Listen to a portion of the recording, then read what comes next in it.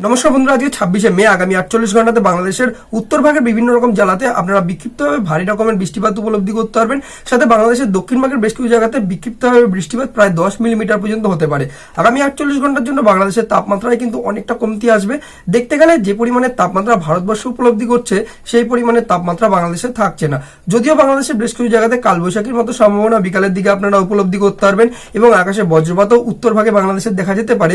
তো এই নিয়ে যদি আমরা একটু দেখার চেষ্টা করি যে কোন জায়গাতে কিরকম ওয়েদার কন্ডিশন থাকবে বাংলাদেশে, তাহলে আপনারা বুঝতে পারবেন যে বাংলাদেশে আগামী 48 ঘন্টায় অর্থাৎ 27শে মে এবং 28শে মে কিরকম ওয়েদার কন্ডিশন থাকবে।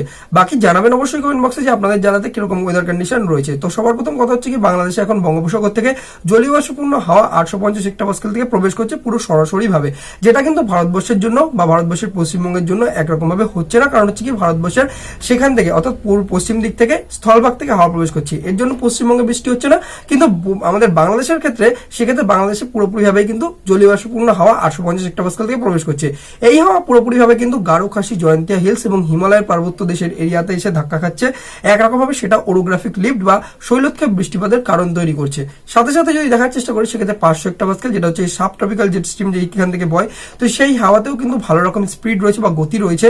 তো সেটাও গতি প্রায় কিন্তু 100 কিলোমিটার পার আওয়ারে রয়েছে। এই দুই হাওয়ার সংমিশ্রণে কিন্তু একরকম কালো মেঘ বা নিম্বাস মেঘ দেখতে পাওয়া যেতে পারে এবং কিউমুলো নিম্বাস মেঘ তৈরি হবে। সেটা হচ্ছে কি বাংলাদেশের উত্তর ভাগের এরিয়াটাতে, এবং এখানে প্রায় 20 মিলিমিটার পর্যন্ত বৃষ্টিপাত দেখা যাবে রাজশাহী, রংপুরের এরিয়া এবং সাথে লালমনিরহাট, দিনাজপুরের এরিয়া এবং সাথে সিলেট, ময়মনসিংহের এরিয়া এবং সুনামগঞ্জের এরিয়া, হাবিগঞ্জ, মৌলভীবাজারের এরিয়া। তো এই সব জায়গাতে তোমরা কিন্তু 20 থেকে 25 মিলিমিটার পর্যন্ত বৃষ্টিপাত উপলব্ধি করতে পারবে। টেম্পারেচার অনেকটা পরিমাণের কম থাকবে, প্রায় কিন্তু 35 ডিগ্রিরও কম টেম্পারেচার কিন্তু আপনারা এখানে উপলব্ধি করতে পারবেন। 30 থেকে 35 ডিগ্রির মধ্যেই টেম্পারেচার ঘোরাফেরা করতে চলেছে বাংলাদেশের জন্য।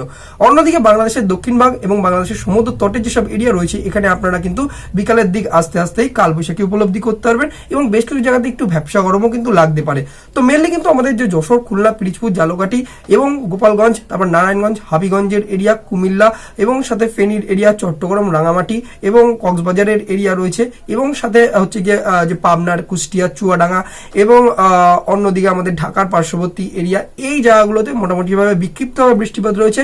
27 তারিখে বিক্ষিপ্তভাবে বৃষ্টিপাত রয়েছে। 28 তারিখে মোটামুটিভাবে 10 মিলিমিটার পর্যন্ত বৃষ্টিপাত দেখা যেতে পারে বেশ কিছু জায়গাতে। অন্যদিকে পশ্চিমবঙ্গের যে নদিয়া সংলগ্ন বাংলাদেশের যে এরিয়া রয়েছে, যশোরের এরিয়া, পাবনার এরিয়া, কুষ্টিয়া, চুয়াডাঙ্গার এরিয়া, এই জায়গাগুলোতেও আপনারা কিন্তু বৃষ্টিপাত দেখা যেতে পারে। তো অন্যরকম ভাবে দেখতে গেলে বাংলাদেশে বৃষ্টিপাতের আশঙ্কা বৃদ্ধি হচ্ছে এবং সাথে কিন্তু পশ্চিমবঙ্গে বৃষ্টিপাতের আশঙ্কা কমেছে। পশ্চিমবঙ্গের জন্য সেপারেট ভিডিও বানিয়েছি, তার লিঙ্ক এই ভিডিও ডেসক্রিপশন বক্সে দিয়ে রাখলাম, দেখবেন সেখান থেকে। আর বাকি ত্রিপুরার জন্য এবং আসামের জন্য আমি সেপারেট ভিডিও আনছি। এটা আর এরকম যদি আপনারা রেগুলার আবহাওয়া সম্পর্কিত আপডেট পেতে চান, তাহলে আবহাওয়া দর্পণকে অবশ্যই ইউটিউবে সাবস্ক্রাইব করে নেবেন। তো বন্ধুরা, দেখা হচ্ছে আপনার সাথে পরবর্তী আবহাওয়া আপডেটের সাথে।